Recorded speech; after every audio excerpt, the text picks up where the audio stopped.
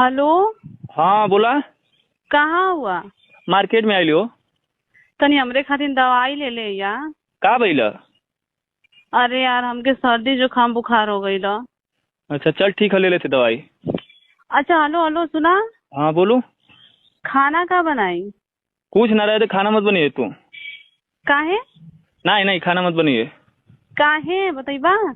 अरे खाना मत बनिए, एमे तू नेटा हटा बात, ओमे चुआ फुआ देवी तो के खाई रे बात।